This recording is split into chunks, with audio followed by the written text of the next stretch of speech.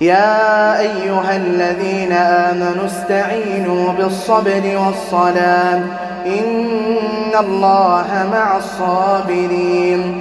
ولا تقولوا لمن يقتل في سبيل الله أموات بل أحياء ولكن لا تشعرون. ولنبلونكم بشيء من الخوف والجوع ونقص من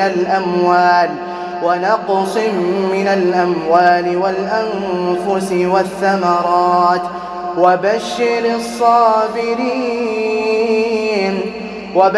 الصابرين الذين إذا أصابتهم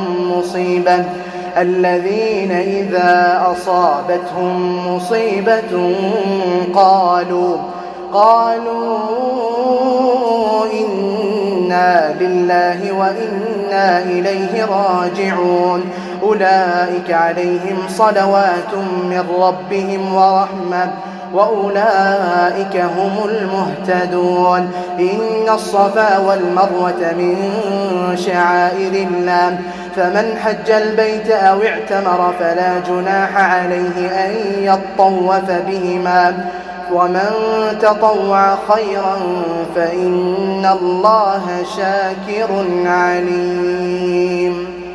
إن الذين يكتمون ما أنزلنا من البينات والهدى من بعد ما بيناه للناس في الكتاب أولئك يلعنهم الله ويلعنهم اللاعنون إلا الذين تابوا وأصلحوا وبينوا فأولئك أتوب عليهم وأنا التواب الرحيم. إن الذين كفروا وماتوا وهم كفار أولئك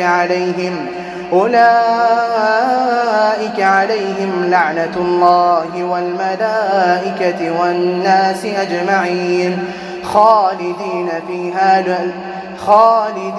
فيها لا يخفف عنهم العذاب ولا هم ينظرون. وإلهكم إله واحد لا إله إلا هو الرحمن الرحيم.